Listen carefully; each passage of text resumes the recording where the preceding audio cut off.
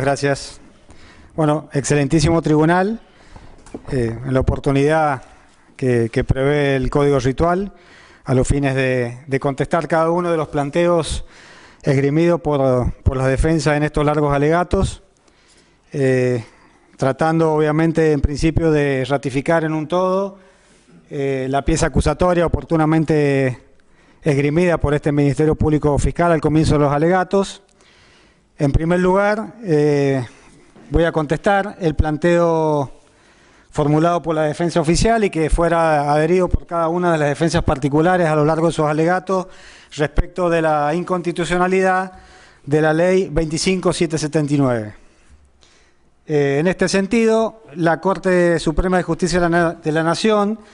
ha señalado en reiteradas oportunidades que la declaración de invalidez constitucional importa un acto de suma gravedad que debe ser considerado como la última ratio del orden jurídico. En este sentido, fallos 307, 531, 312, 72, 314, 424, 328, 91 y 1416, entre otros. Y que, por lo tanto, este análisis es solo practicable como razón ineludible del pronunciamiento que la causa requiere. Fallos 328, 1491, considerando 27 del voto conjunto y su cita de fallos 260, 153, entre otros. Surge evidente que el temperamento adverso indicado por cada una de las defensas oficial y defensas particulares resulta imperativo. En este sentido, señala la Corte que debe agotar todas las interpretaciones posibles de una norma antes de concluir con su inconstitucionalidad. Sabido es que la inconstitucionalidad es un remedio extremo que solo puede operar cuando no resta posibilidad interpretativa alguna de compatibilizar la ley con la Constitución Nacional y los tratados internacionales que forman parte de ella. Dado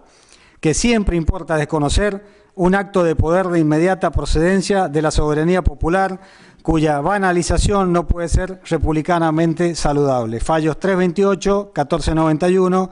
considerando 27 del voto del doctor Zaffaroni y de la doctora Hayton de Nolasco.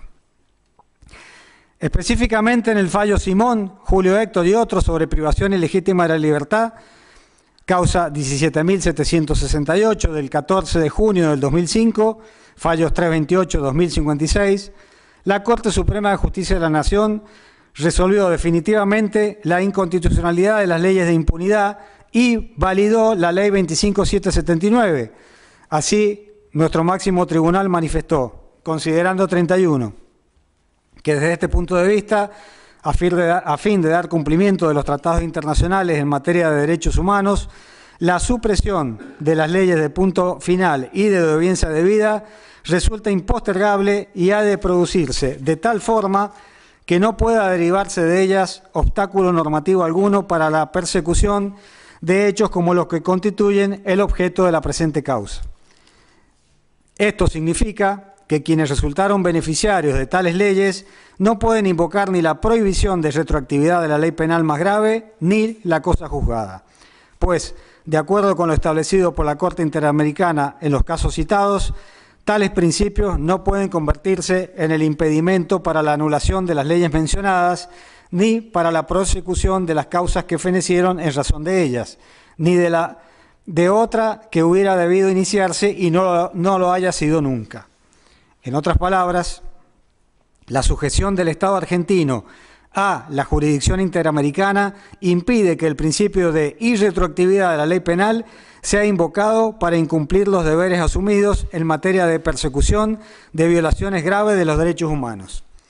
En el considerando 34 del mismo fallo, dice la Corte que, sin perjuicio de lo indicado precedentemente, considerada la Ley 25.779 desde una perspectiva estrictamente formalista, podría ser tachada de inconstitucional en la medida en que, al declarar la nulidad insanable de una ley, viola la división de poderes al usurpar las facultades del Poder Judicial, que es el único órgano constitucionalmente facultado para declarar nulas las leyes o cualquier acto normativo con eficacia jurídica. Sin embargo, corresponde atender a la propia naturaleza de lo que la ley dispone, así como a la circunstancia de que ella necesariamente habrá de ser aplicada, o en su caso rechazada, por los propios jueces ante quienes tramitan las investigaciones de los hechos en particular. Desde este punto de vista, se advierte que la supuesta usurpación de funciones tiene un alcance muy corto, ya que en todo caso se reduce a adelantar cuál es la solución que el Congreso considera que corresponde dar al caso, pero en modo alguno priva a los jueces de la decisión final sobre el punto. Por otro lado, de acuerdo con lo que ya se ha dicho, queda claro que el contenido mismo de lo declarado por la Ley 25.779 coincide con lo que los jueces deben declarar con relación a las leyes referidas. Diferente sería la cuestión si la nulidad declarada por la ley fuera contraria o derecho, pero en la medida en que las leyes deben ser efectivamente anuladas, declarar la inconstitucionalidad de dicha norma para luego resolver en el caso tal como ella lo establece, constituiría un formalismo vacío. Por lo demás, de este modo, se perdería de vista que el sentido de la ley no es otro que el de formular una declaración del Congreso sobre el tema y que, de hecho, la ley solo es apta para producir un efecto político simbólico. Su efecto vinculante para los jueces solo deriva en rigor de que la doctrina que ella consagra es la correcta, la nulidad insanable de las leyes 23.492 y 23.521. Excelentísimo Tribunal, en particular, teniendo en cuenta planteos anteriores de las defensas, cabe destacar también que la Corte Suprema de Justicia, en Maceo, ha sostenido que la seguridad jurídica propia de las sentencias firmes no debe ceder a la razón de justicia, fallos 254-320, y que es conocido el principio conforme con el cual son revisables las sentencias fraudulentas o dictadas en virtud de cohecho, violencia u otra maquinación, agregando que no puede invocarse la garantía cuando no ha habido un auténtico y verdadero proceso judicial, ni puede aceptarse que, habiendo sido establecida la institución de la cosa juzgada para asegurar derechos legítimamente adquiridos, cubra también aquellos supuestos en que los que se reconoce que ha mediado solo un remedio del juicio, fallos 279, 54, entre otros. Asimismo, excelentísimo Tribunal, en la causa Losito de la Cámara Federal de Casación Penal, se sostuvo que corresponde rechazar el agravio relativo a la nulidad de las leyes 23.492 y 23.521 en virtud de la Ley 25.779, en tanto fue homogéneamente resuelto por la Corte Suprema y la Cámara Federal de Casación Penal, mediante el reconocimiento de una norma ya vigente, jus cogen, en función del derecho internacional público de origen consuetudinario. No se fuerza la prohibición de retroactividad de la ley penal, sino que se reafirma un principio instalado por la costumbre internacional, ya que tenía vigencia al tiempo de comisión de los hechos.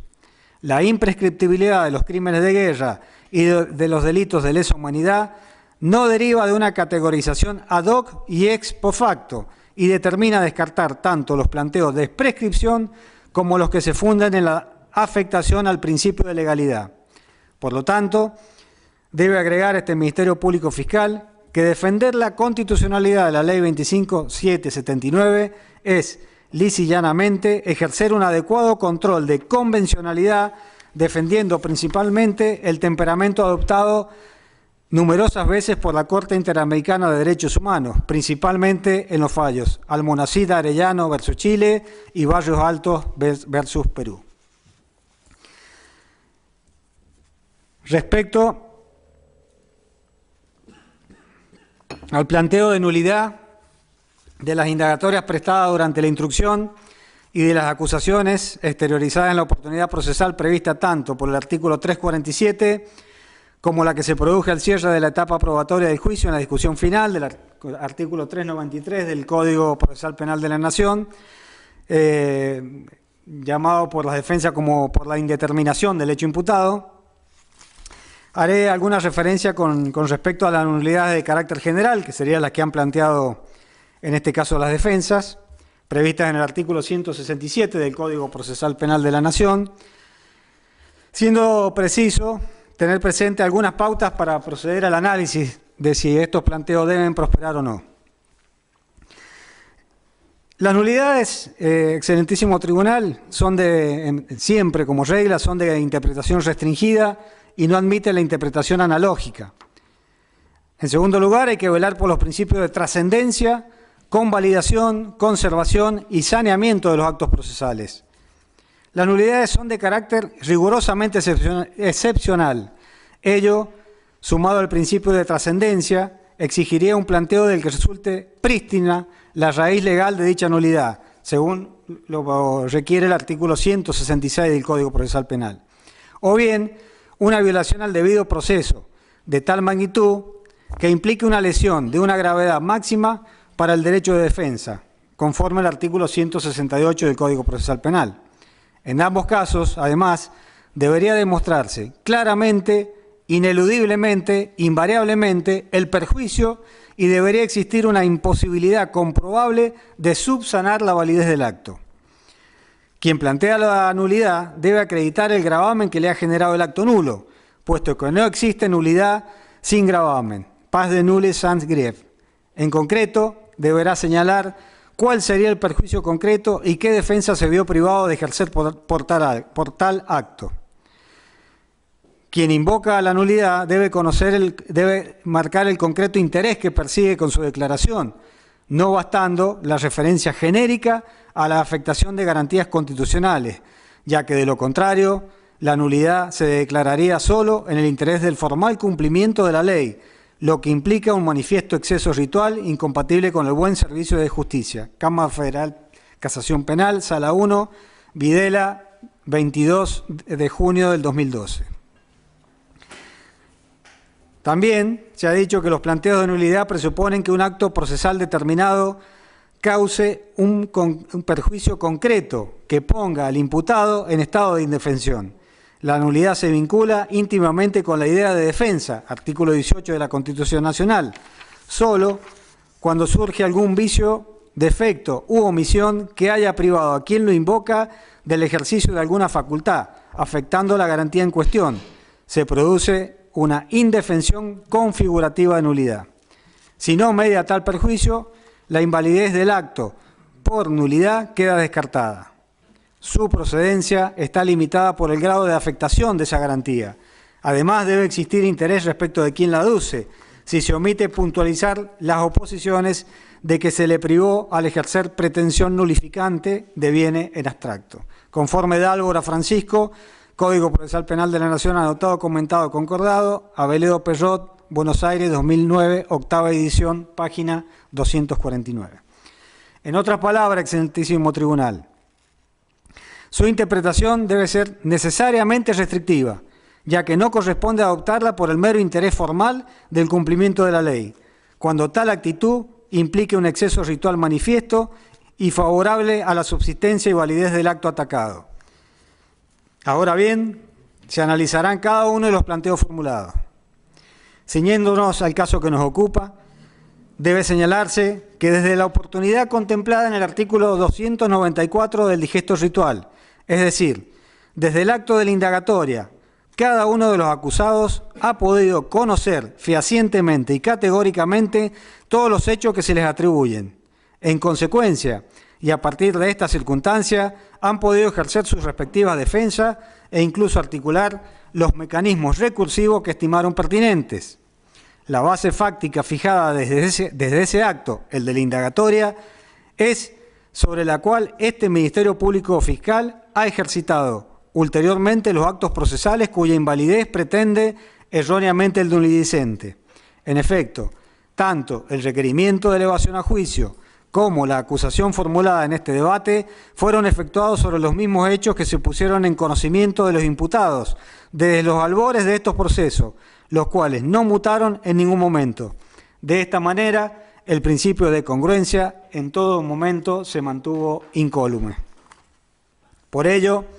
no se entiende por qué razón la defensa oficial, a quienes adhieren las defensas particulares, incoan este tipo de acción, ya que no se observa perjuicio alguno para ninguno de sus defendidos. Además, por imperio del artículo 170 del rito, la posibilidad de este tipo de planteo ya habría precluido.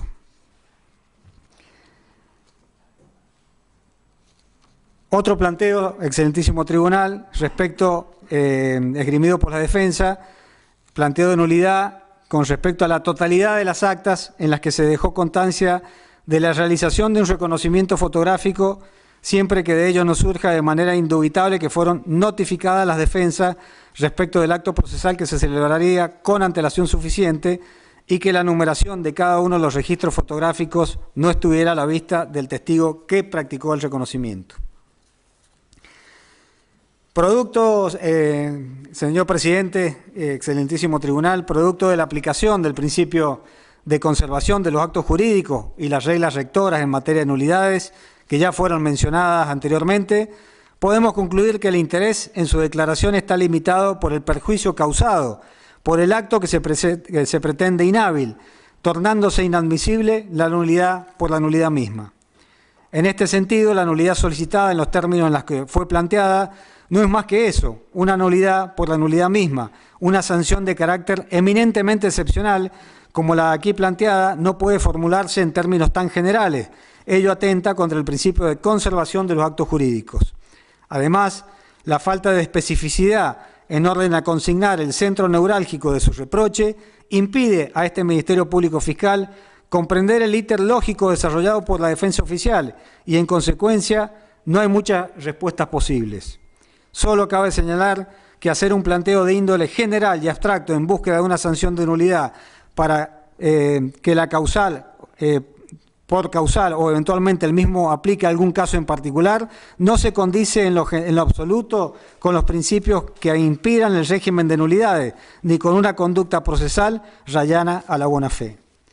Respecto, señor presidente, al reconocimiento de personas planteado por la defensa de Vic, este mismo cuestionamiento ya fue efectuado por parte de la instrucción al momento de cuestionar el mismo y recurrir, ¿no es cierto?, el auto de procesamiento. El mismo fue validado tanto por el juez de instrucción como por la Cámara Federal de Apelaciones del Mendoza,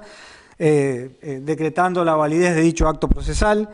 que voy a solicitar en esta instancia que tome el mismo criterio del tribunal oral que al momento de resolver, teniendo en cuenta además que más allá de la validez de ese acta de reconocimiento, la valoración que del mismo hayan sobre el valor probatorio queda sujeto obviamente a la sana crítica racional que el tribunal sabrá aplicar al momento de resolver. Respecto de la nulidad de la acusación formulada por este Ministerio Público Fiscal en relación al delito de homicidio doblemente calificado respecto del imputado Juan Carlos Méndez Casariego. En este sentido, la defensa técnica del encartado Juan Carlos Méndez Casariego solicitó la nulidad de la acusación formulada por esta Fiscalía en relación al delito de homicidio, doblemente calificado, encontrando un gravamen irreparable en la circunstancia de que en el primer megajuicio se condenó a Olivera, Martel, entre otros, por el delito de tormento seguido de muerte. Realmente no existe circunstancia alguna que amerite una sanción tan excepcional como es la nulidad. El hecho de que en el marco de otro juicio, donde se ventilaban idénticos hechos respecto de otros imputados, se haya dictado sentencia en virtud de una calificación legal diferente a la aquí solicitada, no puede erigirse de manera alguna en causal de nulidad. Lo importante es que se encuentre salvaguardado el principio de congruencia, el cual requiere que exista coherencia con el objeto procesal que debe haber entre la acusación y la sentencia, y también, claro está, entre las imputaciones fácticas que fueron realizándose a lo largo de las actuaciones. Es decir, lo esencial es que el acusado no sea condenado por un hecho desconocido por él. Así, siempre que la situación fáctica descripta en el requerimiento de elevación a juicio sea igual a la imputada al momento de pronunciar el acusador su alegato final y a la enunciada en la sentencia, aun cuando se produzca una modificación en las figuras penales que se consideran aplicables al caso concreto. Ya sea por el acusador o por el órgano juzgador, subsiste la correlación exigida por el derecho de defensa. En este orden de ideas, un cambio de calificación legal no resulta violatorio del artículo 18 de nuestra Constitución Nacional, en tanto no haya sorprendido o desbaratado la estrategia defensiva del acusado, ni le haya impedido formular sus descargos o ejercer su derecho de defensa. Resulta evidente que las calificaciones escogidas durante la etapa de instrucción tienen mero carácter provisional, así como también las opiniones vinculadas con la calidad de la intervención que cabe asignarle a los acusados, aspecto, claro está, que también resulta normativo. Si se atiende al hecho de que en la etapa anterior al debate de lo que se trata es de llevar adelante una actividad práctica consistente en la investigación de las hipótesis delictivas dirigida a definir la situación del imputado y determinar si la causa debe o no debe ser elevada a juicio. En este sentido, se ha expresado que corresponde rechazar el recurso de casación interpuesto por la defensa del imputado por cuanto el hecho por el cual fue condenado es equivalente al que motivó su imputación, no verificándose la afectación al principio de congruencia, tal lo planteado por la defensa técnica. Asimismo, la calificación legal entre el hecho imputado y el hecho probado se mantuvo constante. Robo con arma de fuego apta para el disparo, artículo 166, inciso 2 del Código Penal, más allá de estimarse al momento del fallo que el aporte del inculpado lo fue a título de partícipe secundario y no en calidad de coautor. En idéntico sentido, se ha pronunciado la Sala Sexta de la Cámara Nacional de Apelaciones en lo criminal y correccional. El principio de congruencia requiere de armonía entre el hecho descripto al imputado al momento de deponer en indagatoria con el atribuido por la acusación fiscal y el recogido por la sentencia definitiva. Ello en nada obsta a que, sin alterar tales recaudos en una misma causa, puedan tener lugar sucesivos encuadres típicos alternativos a lo largo de las diversas etapas procesales, sin que ello afecte las garantías de los justiciables ni impida el ejercicio del derecho de defensa en forma validez y eficaz. La Ley 1998, letra B, 843. Por todo ello, puede concluirse que no se advierte ninguna vulneración ni perjuicio de base constitucional ni procesal, resultando lógico corolario de esto el rechazo del planteo efectuado por la defensa del imputado Juan Carlos Méndez Casariego. En quinto lugar, voy a contestar el planteo de inconstitucionalidad formulado respecto del artículo 19, inciso cuarto del Código Penal, formulada por la defensa de Nicolás Damasio Manrique y demás defensa. Es preciso señalar que este Ministerio Público Fiscal en ningún momento solicitó que se aplicara la sanción contemplada en el artículo 19, inciso cuarto del Código de Fondo, ya que se comparten las críticas formuladas a esta forma respecto a su dudosa constitucionalidad, ya que su redacción original, esta suspensión, solo alcanzaba las prebendas otorgadas a los funcionarios públicos en concepto de gracia. Por ello, desde la Procuración General de la Nación se ha sostenido que este tipo de sanciones solo es procedente en casos de jubilaciones de privilegio otorgadas durante la dictadura, causa Paulina José Ángel del 29 de mayo de 2015, donde se sostuvo este tipo de sanciones no podría recaer sobre una prestación jubilatoria ordinaria conferida en virtud de contribuciones equivalentes realizadas por el propio beneficiario durante toda su vida. Por ello, excelentísimo tribunal, en ningún momento este Ministerio Público Fiscal solicitó la aplicación de la penalidad prevista en el artículo 19, inciso cuarto del Código Penal respecto de ningún imputado. Por ello, solicito que se resuelva en ese sentido. En sexto lugar, sobre los planteos de prescripción realizados en relación a los hechos que acontecieron con anterioridad al golpe de Estado. Todas las defensas han sido contestes en plantear que los hechos acaecidos con anterioridad al golpe de Estado ocurrido el 24 de marzo de 1976 se encuentran prescriptos, toda vez que sobre los mismos argumentaron los defensores no podría verificarse la concurrencia de los elementos de contexto que prevé el artículo 7.1 del Estatuto de Roma. Incluso citaron como argumento basal de su pretensión la causa 16-2012 CFC 1, caratulado Carrizo Salvadores y otros, sobre recurso de casación, dictada por la Sala 3 de la Cámara Federal de Casación Penal. Ahora bien, no es propósito de este Ministerio realizar un nuevo alegato haciendo mérito de la prueba rendida en autos y de la cual surge de forma indubitada y categórica que los hechos que aquí son objeto de juzgamiento reúnen cada uno de los elementos de contexto para que los mismos puedan ser considerados como delitos de lesa humanidad. Esto ya fue debidamente analizado en su oportunidad y ocupó un importante espacio dentro de nuestro alegato. No obstante ello, estimo pertinente formular una serie de consideraciones que permitirán comprender por qué los planteos realizados por las defensas en sus alegatos carecen de todo tipo de asidero. Además de los contundentes argumentos vertidos en los alegatos expuestos por esta Fiscalía, quiero resaltar que esta circunstancia ya ha sido largamente analizada por la jurisprudencia, la cual arribó a importantes conclusiones de las cuales se colige que la persecución sistemática contra elementos políticos, estudiantiles y gremiales comenzó con bastante antelación al golpe del 24 de marzo de 1976 e incluso de los decretos firmados meses antes que le sirvieron de base normativa. En este sentido,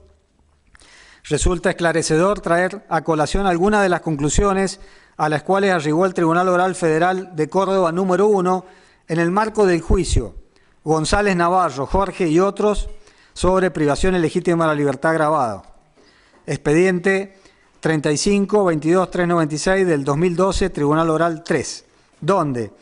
exclusivamente se juzgaron delitos cometidos con anterioridad al golpe de Estado.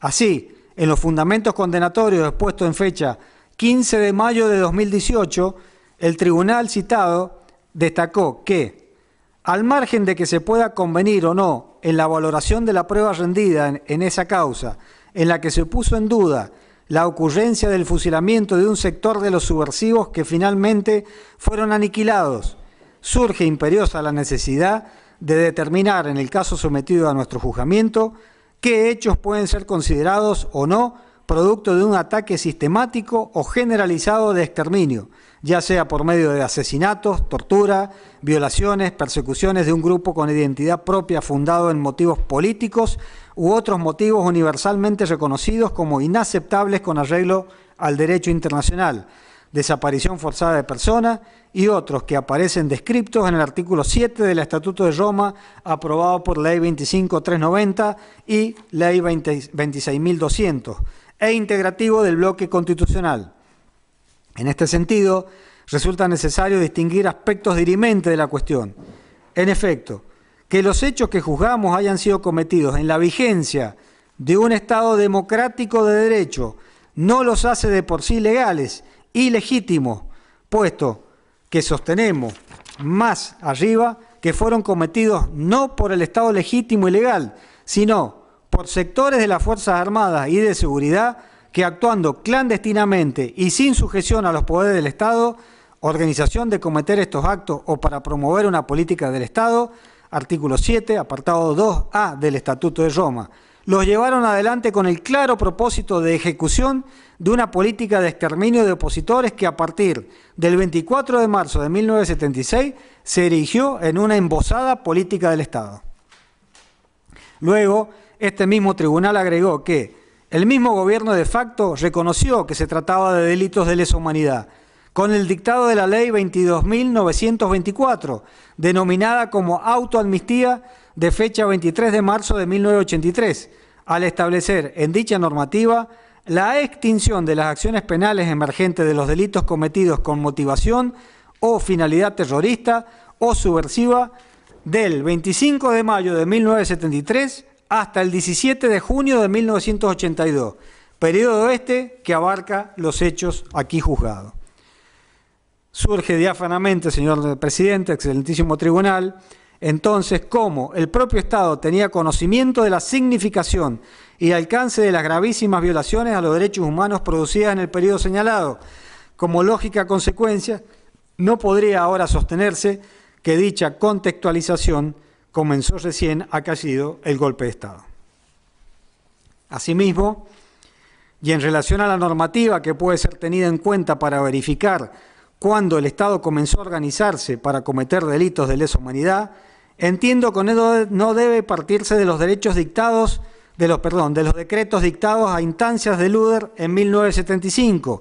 sino que comparto con el tribunal que ejerció su jurisdicción en el emblemático caso de la masacre de Trelew, en cuanto señaló que el cuadro normativo se completa con las leyes y directivas emitidas a partir del año 1969,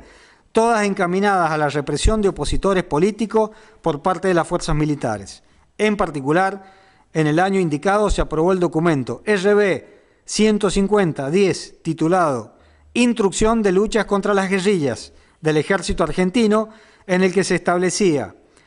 que la instrucción tendrá por fin capacitar a todos los combatientes en estas operaciones y ponerlos en condiciones de ofrecer a la acción irregular un idéntico procedimiento de combate. Por otro lado, se destaca también la directiva número 02 del 71 de la Junta de Comandantes en Jefe, donde se estableció el pasaje a la ofensiva en la lucha contra la subversión, de la que puede extraerse, según la misma sentencia, que el Poder Ejecutivo Nacional resolvió atacar a ese enemigo en las bases de su accionar, mediante la incentivación de medidas concretas en todos los campos del quehacer nacional y en particular con la intervención del poder militar. Por ello, es claro que todos los hechos investigados en el marco de la causa Nívoli y otros reúnen los elementos de contexto que prescribe el artículo 7.1 del Estatuto de Roma y, en consecuencia, son susceptibles de ser considerados como delitos de lesa humanidad y, por tanto, imprescriptibles. Algunas consideraciones, señor presidente, respecto al antecedente jurisprudencial Carrizo.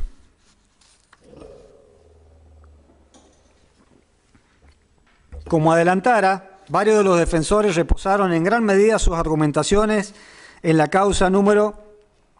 16-2012, caratulada Carrizo Salvadores y otros sobre recurso de casación. Resuelto por mayoría, donde la Sala 2 de la Cámara Federal de Casación Penal decidió anular la condena dictada por el Tribunal Oral Federal de Catamarca por graves errores en la apreciación de la prueba y, en consecuencia, dispuso la absolución de los imputados Carlos del Valle Carrizo, Salvadores, capitán, Mario Nakagama, subteniente, y Jorge Ezequiel Acosta, teniente primero, quienes fueron integrantes del Regimiento A-17 del Ejército Argentino.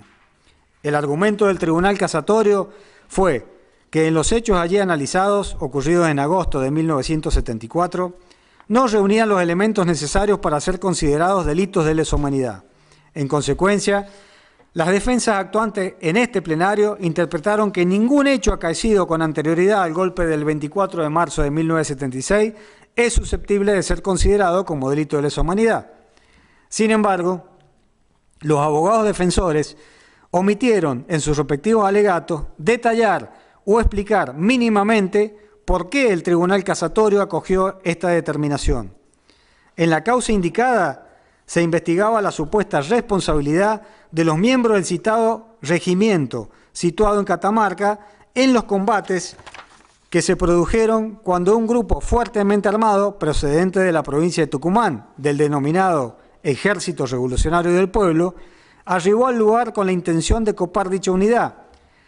y el mentado tribunal concluyó que no se trataba de delitos de lesa humanidad, porque en rigor se trataba de un accionar tendiente a repeler un ataque concreto. En ese sentido, se entendió que los sucesos que se produjeron en Catamarca no podían ser encuadrados en la categoría de delitos de lesa humanidad, pues precisamente se carecía de elementos que permitieran aseverar que el obrar de las fuerzas de seguridad obedeciera a un plan sistemático y generalizado de ataque contra la población civil, pues de ningún modo la represión ordenada por el Gobierno Nacional de ese intento de copamiento de una institución de la República durante un periodo democrático en el marco de un enfrentamiento armado constituye un ataque sistemático y generalizado contra la población civil propio y característico de esos delitos, sino que por el contrario se trató de un acto de defensa específico y legítimo de los poderes constitucionales vigentes tanto de la Nación como de la provincia de Catamarca.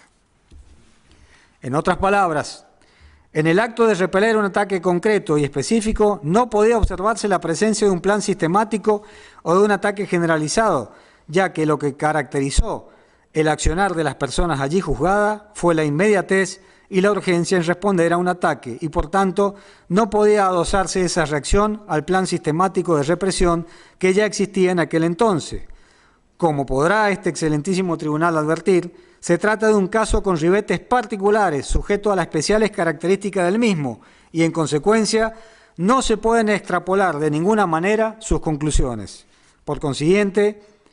las consideraciones realizadas por el Tribunal Casatorio en el caso comentado no pueden de ninguna manera ser utilizadas en el debate jurídico y fáctico que se realiza en el marco de este plenario. Respecto a si antes del golpe de Estado se consideró como delitos de lesa humanidad los hechos que se han juzgado en este plenario, hace una referencia o un análisis respecto de la declaración citada por la defensa oficial perteneciente al testigo César Ambrosio Gioja. En este sentido, la defensa oficial busca desestimar el carácter de delitos de lesa humanidad, recurriendo a la declaración de este testigo, quien es víctima de delitos de lesa humanidad, en cuanto sostuvo que antes del golpe San Juan era un lugar tranquilo, donde no había persecución. Ya ha quedado claro con toda la prueba producida en este plenario que efectivamente existieron delitos de lesa humanidad con anterioridad al golpe, pero ahora hay que destacar que este tramo del testimonio de Gioja debe ser valorado prudentemente. Recordemos que si bien César Gioja fue detenido poco tiempo después de acaecido el golpe militar, el nombrado, al igual que su hermano, era funcionario del gobierno constitucional de Eloy Camo, por cuanto su apreciación en este sentido no es del todo objetiva. Más aún, Gioja, junto con otros funcionarios, firmaron una presentación como amigos del tribunal, amicus curiae, en beneficio de Enrique Grassi Susini, jefe de policía al momento de los hechos, quien se encontraba vinculado a numerosos delitos de lesa humanidad cometidos en esa época y respecto de los cuales se encuentran procesados algunos subordinados suyos, como sucede con Manrique en este hecho. Por lo tanto, este testimonio no puede ser valorado como una razón válida para excluir el carácter de delito de lesa humanidad de estos hechos. Valga decir, e informó al tribunal, que respecto a la responsabilidad de Grassi Susini, tanto el juez de instrucción como la Cámara Federal de Apelaciones como la Cámara Federal de Casación Penal dejaron vigente una falta de mérito respecto a Grassi Susini, rechazando un pedido de sobreseimiento de la defensa en razón de esperar el resultado del próximo debate oral y público que se llevará adelante a partir del mes de diciembre del 2018, donde se va a tratar precisamente la responsabilidad de todos los subalternos de Grassi Susini, en especial los integrantes del D2, a la resulta de que nuevos elementos puedan surgir para determinar la responsabilidad de Grassi Susini y así, en definitiva, valorar su situación. En séptimo lugar, respecto al planteo por una supuesta vulneración de garantía del plazo razonable, citado por la defensa, artículos 7.5 y 8.1 de la Convención Americana de Derechos Humanos y 14.3 del Pacto Internacional de Derechos Civiles y Políticos. La defensa oficial planteó la insubsistencia de la acción penal por descalificación procesal del Estado para perseguir penalmente a sus asistidos por agotamiento del plazo razonable de duración del proceso. Por un lado, hay que mencionar que la persecución penal estuvo suspendida por las razones históricas que todos conocemos, leyes de obediencia debida y punto final, no pudiéndose ejercer la misma durante muchos años. Esto se traduce, en definitiva, en la circunstancia de que los imputados no estuvieron efectivamente vinculados al proceso penal durante todo el tiempo mencionado. La suspensión de la vinculación a proceso penal era invencible, en tanto a cualquier juez le resultaba imposible convocarlos a prestar declaración indagatoria, y ello por dos motivos. La Ley 23.521 de obediencia debida, sancionada el 4 del 6 de 87,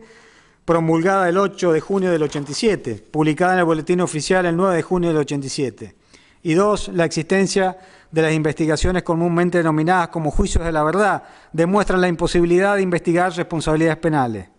En tal sentido, respecto del derecho a obtener un pronunciamiento en un plazo razonable o sin dilaciones indebidas reconocido en los fallos Matei y Mossati, la Corte determinó in re, Salgado, que dicha garantía resultará afectada cuando la excesiva duración del proceso resulte irrazonable y siempre que la irrazonabilidad de la prolongación de un proceso sea demostrada por parte de los que aleguen su afectación, pues en esta materia no existen plazos automáticos absolutos y precisamente la referencia a las particularidades del caso aparece como ineludible. La defensa oficial busca enfatizar su posición destacando que las presuntas dilaciones indebidas que pueden tornar irrazonable la duración de un proceso no son solo aquellas producidas durante la tramitación del juicio, sino también aquellas que obedecen a la demora en la decisión misma de investigar los hechos. Por tanto, la defensa no solo no demuestra por qué sería irrazonable la duración del proceso, sino que omite indicar que la decisión de investigar esta conducta obedeció a maniobras entabladas históricamente de forma compulsiva por quienes pretendían justamente no ser vinculadas a esta especie de procesos. Adicionalmente, puede señalarse que calificada jurisprudencia ha dispuesto que la garantía a ser juzgado en plazo razonable cede cuando el transcurso del tiempo que se verifica entre la comisión de los hechos y el sometimiento a proceso responde a la amnistía dispuesto por la Ley 20.508 y la complejidad que revisten las actuaciones se revela poco que se repare en la gravedad de los hechos, el alto grado de repercusión social e histórica, la cantidad de procesados, querellantes y defensas, y asimismo la cantidad de víctimas y testigos. Cámara Penal de Casación Penal, Cámara Penal de Casación, Sala 3, Pacanini, 19 del 3 al 14. En similar sentido, se ha resuelto que corresponde rechazar el planteo relativo a la infracción al derecho a ser juzgado en plazo razonable si el recurrente omitió relevar las concretas circunstancias del caso y no tomó en consideración la suma complejidad de este tipo de causas, en las que se ha investigado y juzgado a los propios funcionarios públicos que se valieron de la estructura de poder estatal para llevar a cabo graves violaciones de derechos humanos. Cámara Federal de Casación Penal, Sala 4, Garbi, 22 de abril del 2013. Ciñéndonos al caso que nos ocupa, no puede soslayarse la evidente complejidad de este proceso, no solo por la cantidad de imputados, sino también por las numerosas decenas de víctimas y el cuantioso acervo probatorio que debía producirse y analizarse. Por lo cual voy a solicitar el rechazo también al planteo de prescripción por violación al plazo razonable. En octavo lugar, sobre la oposición de la defensa a que los hechos sufridos por mujeres se consideren como constitutivos de violencia de género. Entiende la defensa oficial que hacer lugar al planteo de esta Fiscalía en orden a que se consideren constitutivos de violencia de género los delitos sufridos por mujeres en el marco del aparato represivo integrado en San Juan, inexplicablemente la defensa argumenta, literalmente, que acoger esta pretensión implicaría despedirse de la seguridad jurídica y el Estado de Derecho,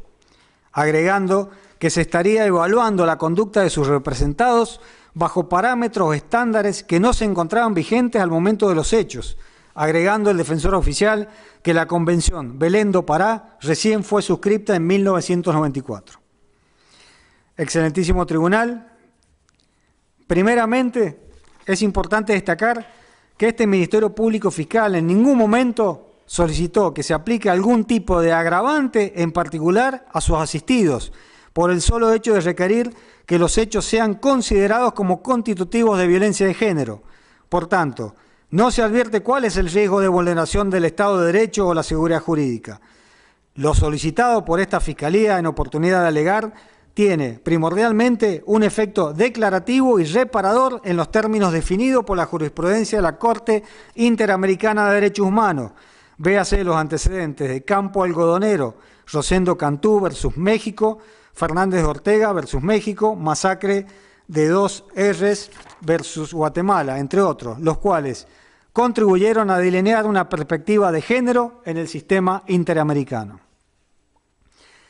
También es importante aclarar que yerra la defensa cuando sostiene inexplicablemente que la obligación de no incurrir en cualquier forma de violencia contra la mujer no se encontraba vigente en el momento de los hechos, motivando esta afirmación, como señalé, en el hecho de que la Convención Belén do Pará se suscribió varios años después.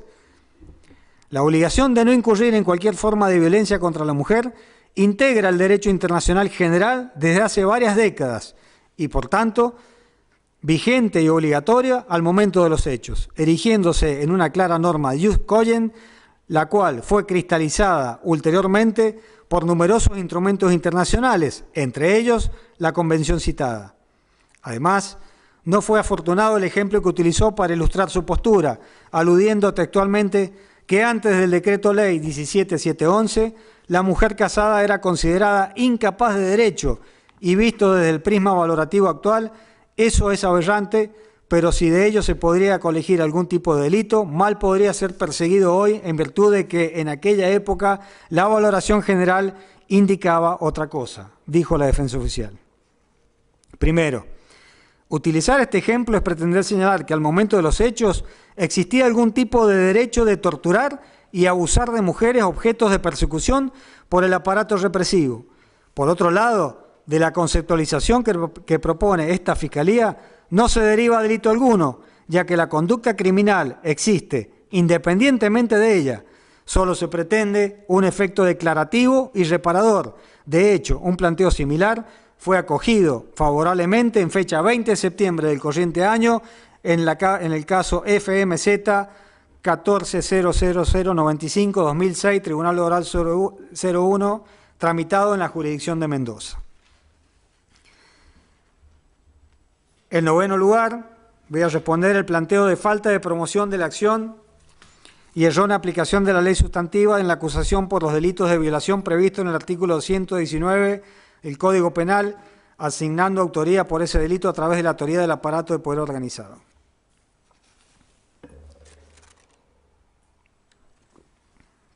Entiende este Ministerio Público Fiscal que resulta improcedente también este planteo, toda vez que las víctimas respecto de las cuales se requirió la investigación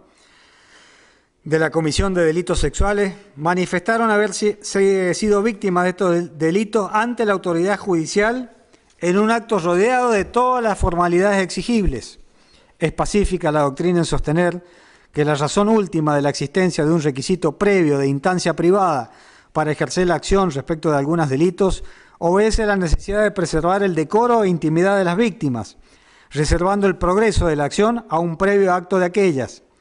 En opinión de este Ministerio Público Fiscal, el acto de poner en conocimiento estas circunstancias ante una autoridad judicial en el marco de una declaración testimonial es una clara manifestación de la voluntad de que se investiguen esta clase de delitos, máxime cuando estas víctimas se han visto impedidas durante décadas de contar con una posibilidad de recurrir a la justicia a raíz del manto de impunidad que tejieron los propios autores de estas conductas. Durante muchos años, las víctimas no contaron con garantías mínimas para poder acudir a la justicia, y el hecho de que hayan puesto en conocimiento de un juez los gravísimos delitos de los que resultaron víctimas debe ser necesariamente interpretado como una clara muestra de la voluntad de investigarlos. Con relación a lo segundo, es decir, la posibilidad de ser autor mediato e incluso partícipe necesario de estos delitos, este Ministerio Público cree que la cuestión ya fue zanjada de forma definitiva en el fallo dictado en fecha 3 de julio de 2017 por el Tribunal Oral Federal número 2 de Mendoza, donde se condenó como responsable de estos delitos no solo a quienes tenían dominio de la voluntad mediante aparatos organizados de poder, sino también a los jueces y fiscales que garantizaron la impunidad de cada uno de los intervinientes. Respecto al planteo de inconstitucionalidad de la pena de prisión perpetua, esgrimido por la defensa oficial a la que adhirieron cada uno de los defensores particulares. Entienden los defensores de que la pena de prisión perpetua es violatoria del artículo 18 de la Constitución Nacional y demás normativa emergente de convenios internacionales con jerarquía constitucional por imperio del artículo 75, inciso 22 del mismo cuerpo legal. Aquí es conveniente traer a colación lo resuelto por la Cámara Federal de Casación Penal en los autos 15-134, Sala 4, Cámara Federal Casación Penal, Migno Pipaón Dardo y otros sobre recurso de casación respecto de los autos 001M y sus acumulados, número de origen de este tribunal, y los autos número 97.075-2010, Tribunal Oral 1, registro 2287-15.4. Este tribunal sostuvo al respecto que En cuanto al planteo referido a la inconstitucionalidad de la pena de prisión perpetua, vale recordar que esta cuestión ha sido resuelta por esta Sala 4 en el marco de la causa Arrillaga, Alfredo Manuel Pertucio Roberto Luis, Justo Alberto Ignacio, sobre recurso de casación, causa 14075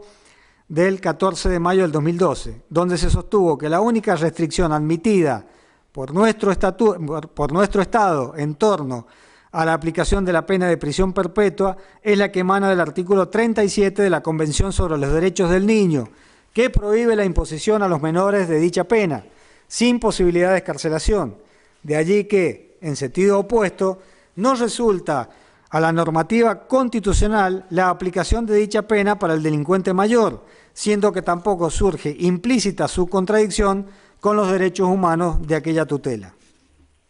En este orden de ideas, y de conformidad con el criterio establecido en los precedentes mencionados, considero que tampoco puede afirmarse que la pena de prisión perpetua impuesta incumpla la finalidad establecida por las normas internacionales,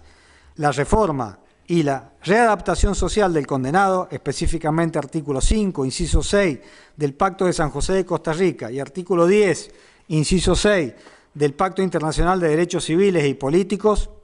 así lo establecen. Ello, desde que si bien las normas citadas indican la finalidad esencial que debe perseguir el Estado en el legítimo ejercicio del ius puniendi, cuál es la reforma y readaptación social de los condenados, con lo que marcar una clara preferencia en torno a aquel objetivo llamado de prevención especial, del que no resulta excluido los condenados a prisión perpetua, no obstaculizan otros fines que el legislador adopte y que no se enfrente a la interdicción también prevista a nuestra Constitución Nacional de que las cárceles se dan para castigo, conforme Carlos E. Colautti, Derechos Humanos, editorial Universidad de Buenos Aires, 1995, página 64. Idéntico temperamento se sostuvo en los autos FMZ 75-2010 del registro 2287-15.4. Además, según ha sido legislada esta pena en nuestro Código Penal, no es perpetua en sentido estricto, ya que posee características temporales, toda vez que es pasible de tener un tiempo límite que, bajo determinadas condiciones, permite a los condenados acceder en un primer momento a la libertad condicional y más adelante a una plena libertad, conforme Cámara Federal de Casación Penal, Sala 1, Albornoz, 13 de diciembre del 2012. Ciñéndonos a este proceso,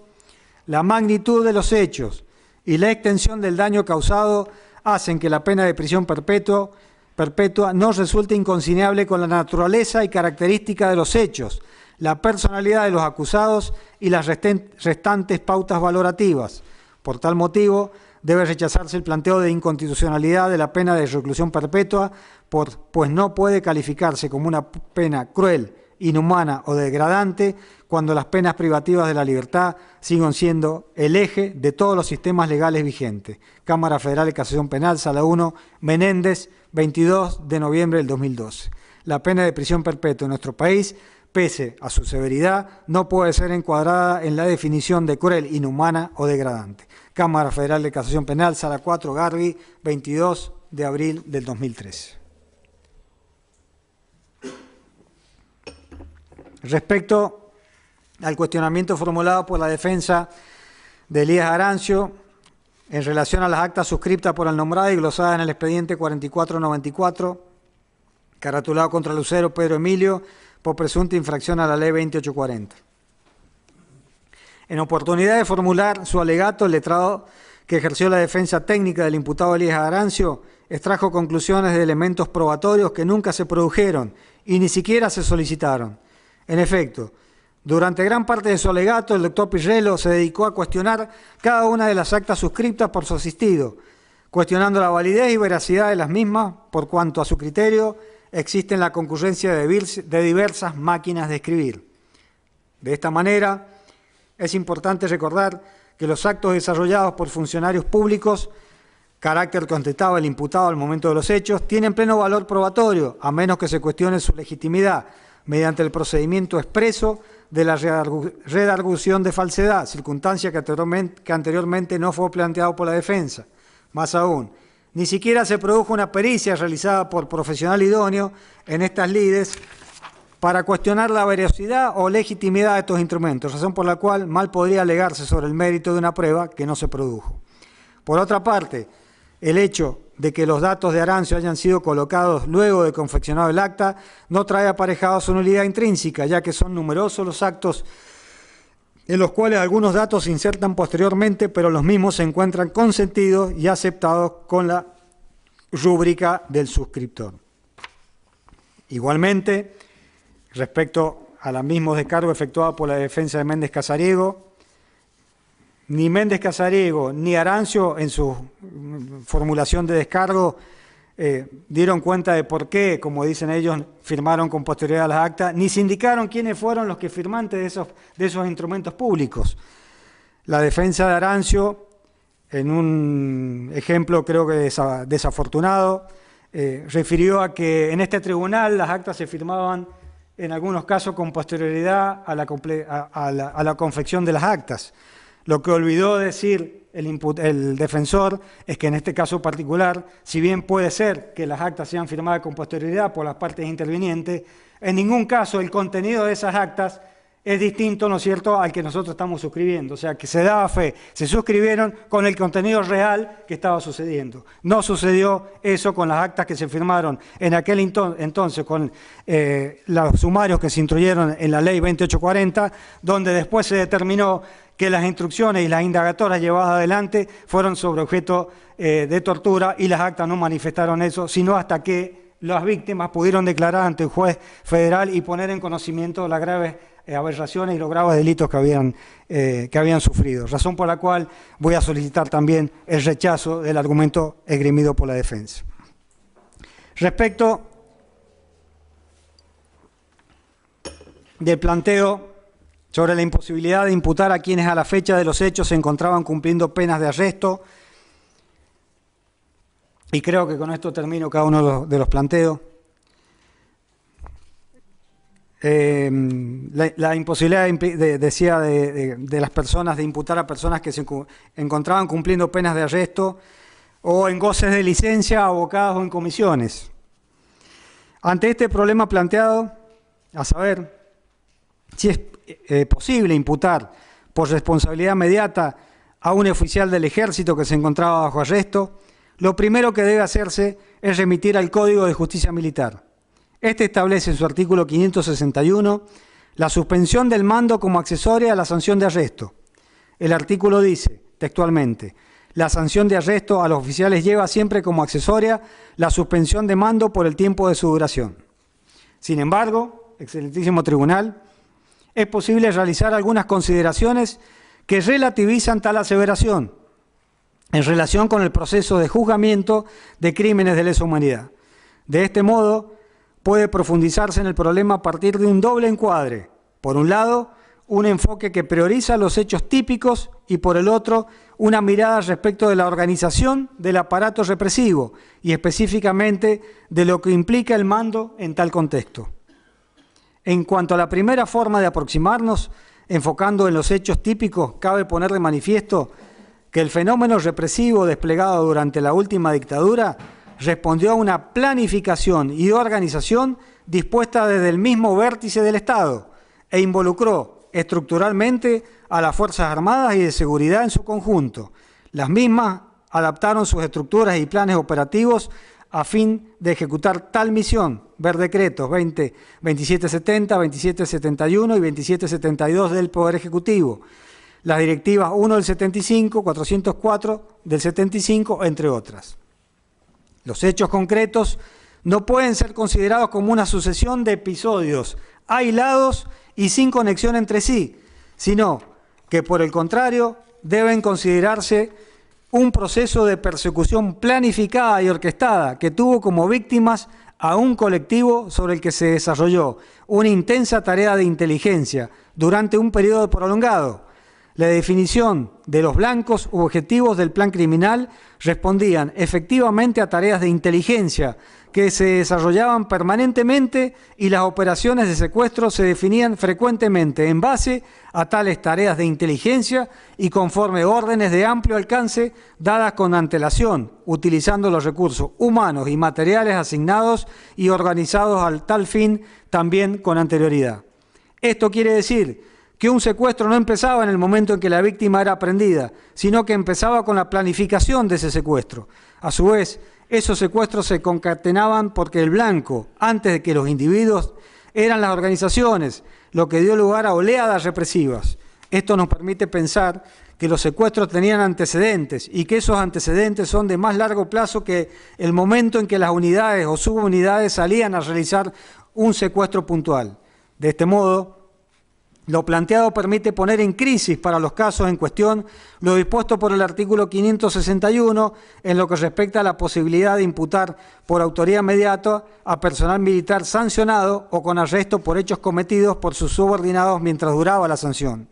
Por otra parte, y continuando con el eje vinculado a los hechos, resulta imprescindible resaltar que las privaciones ilegales de la libertad exceden el momento preciso del secuestro y su ejecución continúa hasta el momento en el que la víctima recupera la libertad. En este sentido, resulta penalmente responsable de la privación ilegal de la libertad quien ejerce el mando de personal que ejecuta directamente el delito o mantenga a la víctima en esa situación, si se produce la circunstancia en que el titular del mando se encuentra suspendido de su ejercicio por sanción disciplinaria, cabe imputársele responsabilidad por la planificación, como dijimos antes, o bien por la continuación de esa privación ilegal de la libertad, una vez que se reintegra en su cargo. Pensamos que esto puede suceder, por ejemplo, si un oficial es suspendido de su cargo y puesto bajo arresto por 3 días, pero al retornar a su cargo hay un prisionero sobre el que su unidad tiene jurisdicción, entonces le cabe responsabilidad en esa privación ilegal de la libertad. En cuanto al segundo enfoque, resulta importante poner foco en las implicancias del mando, ver Manual del Ejercicio del Mando MFP 51-13, en el contexto de aplicación de un plan a gran escala de represión a la población civil. En este sentido, se puntualiza que el esquema de funcionamiento resultante contó con el aporte necesario de cada eslabón de la compleja estructura de las Fuerzas Armadas y de Seguridad, representado por el rol que a cada oficial, suboficial, se le asignó en la organización y manejo de la porción del aparato represivo que se colocó bajo su responsabilidad. En relación con esto, se pone de manifiesto que los oficiales a cargo de subunidades recibían órdenes de sus superiores y en función de ellas organizaban las fracciones a su cargo para dar cumplimiento a los propósitos del caso. Un ejemplo de esto sería la asignación de tareas y roles dentro de sus subordinados que se respetaban aún en ausencias circunstanciales del oficial a cargo. De este modo, así como no se puede considerar al proceso represivo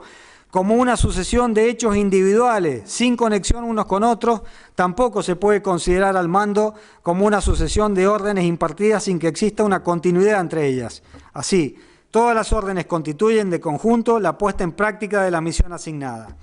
Para sostener lo anterior, se puede referir 2 artículos del reglamento MFP 51-13 citado antes y se citan en extenso a continuación. Sección 2, el mando militar,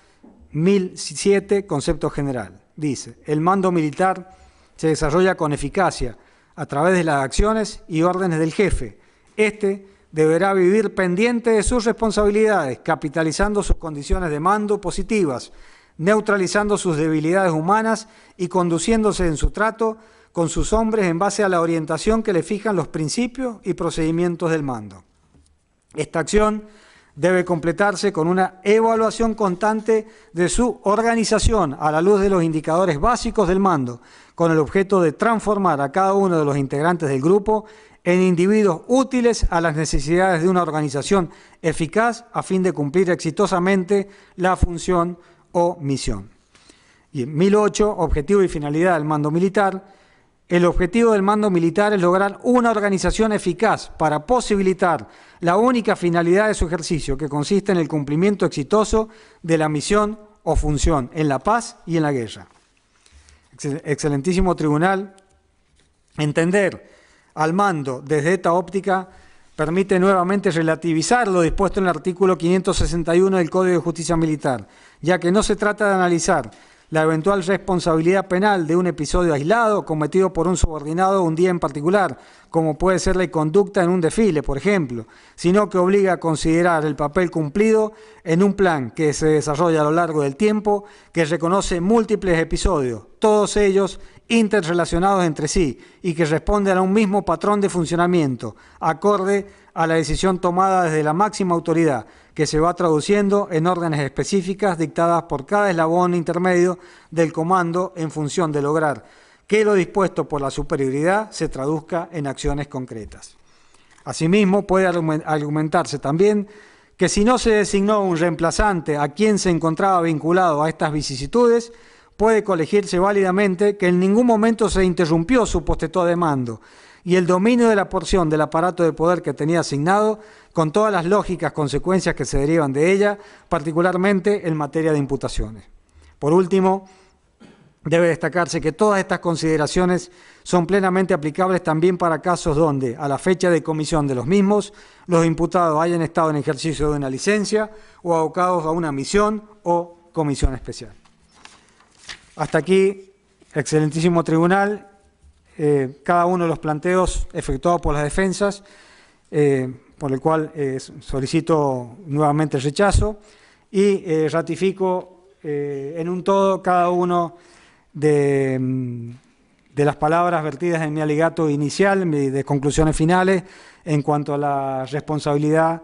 la prueba de cada uno de los hechos que tuvieron como víctima a las personas de este proceso y la responsabilidad de cada uno de los imputados, como así también a la sanción que requerí oportunamente. Muchas gracias por la atención, excelentísimo tribunal, y nada más. Bien, señor, una sola duda tiene este tribunal.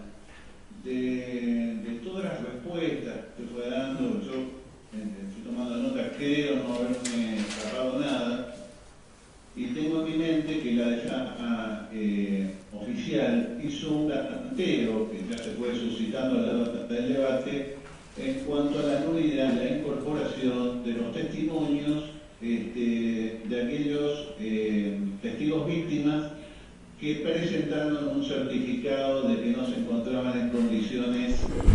de declarar. No sé si usted quiere agregar algo más a ese planteo. Sí, como es verdad, no me refería a ello en el momento de las contestaciones, pero esta posición fue también inicialmente en las cuestiones preliminares. La defensa también hizo una referencia a que se iba a oponer a la incorporación por lectura. Luego, a medida que el tribunal fue resolviendo cada una de ellas, y en función obviamente de certificados presentados por profesionales del Centro Ulloa, el Ministerio Público Fiscal solicitó la incorporación, el tribunal lo entendió en ese sentido. La defensa oficial creo que ataca la validez de los certificados médicos dados por el Centro Ulloa. Me parece de manera injusta y totalmente arbitraria e irracional, achacándole a la intervención de un organismo estatal, como es el Centro Ulloa, dependiente del Ministerio de Justicia, como que el Ministerio de Justicia tendría una posición tomada en particular con respecto a los resultados de estos juicios. Yo creo que nada más alejado de la realidad. Justamente la obligación del Estado es velar, como el caso del Centro Ulloa, por la asistencia en cada uno de los debates orales y públicos que se han llevado a lo largo del país. O sea que de ninguna manera se puede interpretar como que hay una visión parcializada o que se ha tratado de desviar, ¿no es cierto?, los informes llevados adelante por profesionales de la salud, en este caso psicólogos, que fueron los que previeron y sugirieron al tribunal que no estaban en condiciones de declarar, razón por la cual entiendo que no hay agravio alguno y no hay ninguna objeción a que los certificados sean declarados inválidos por parte de los profesionales del Centro Ulloa o algún otro profesional, en este caso que tuvieron acá varios profesionales que fueron por parte del hospital público, creo que fue el hospital Rawson, y profesionales de salud pública, como dijo también el defensor público oficial. O sea que en ninguno de los dos casos entiendo que pueda haber que le ocasione un perjuicio que un profesional médico que está encargado para asistir y acompañar a las víctimas de delitos de lesa humanidad y que tenga que declarar en este juicio pueda causarle algún tipo de agravio. Así que, por ende, voy a rechazar el planteo de nulidad de esas incorporaciones y voy a ratificar lo oportunamente resuelto por el tribunal por no existir ningún agravio de orden constitucional ni agravio al ejercicio legítimo del derecho de defensa con la solución oportunamente dada por el excelentísimo tribunal. Muchas gracias. Ahora sí, muchas gracias, señor fiscal. Bien, tengo entendido, porque así se me ha informado, de que las defensas han hecho una presentación de forma conjunta en cuanto a la posibilidad de este tribunal en el tema de diferir el tema del veredicto. Yo necesitaría que ustedes me lo confirmen en la audiencia si esto es así. Buenas tardes, señor presidente. Sí, es así. Nosotros hemos suscrito un escrito. Entiendo que está presentado. Sí, está presentado, me confirman acá los colegas. Bien, señor fiscal, ¿hago una posición? No, en el mismo sentido que la defensa, no tengo ningún tipo de objeción a que se difiera el dictado del veredicto. Bien, entonces lo vamos a hacer el día viernes a las 13:30. Vamos a echar las últimas prácticas. Tenemos a la ocupada. A ver, espera un segundo que tengo acá la secretaria, me dice que hay un problema técnico.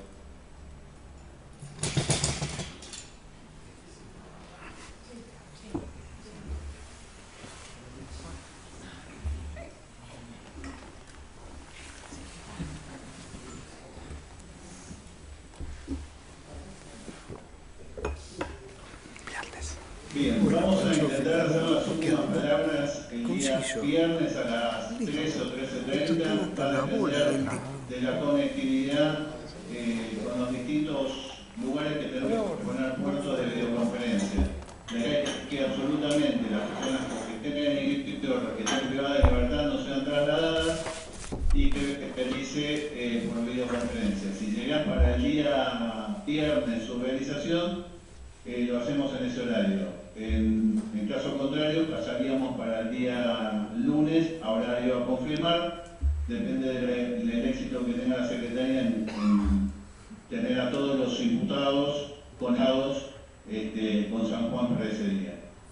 En caso de que no lo vamos a hacer, lo tendríamos que hacer el día lunes. Así que en principio hacemos hasta el viernes y si no, hasta el día lunes. Señor presidente. Sí. Soy el doctor Franco Montes. Simplemente solicitarle, si me permite,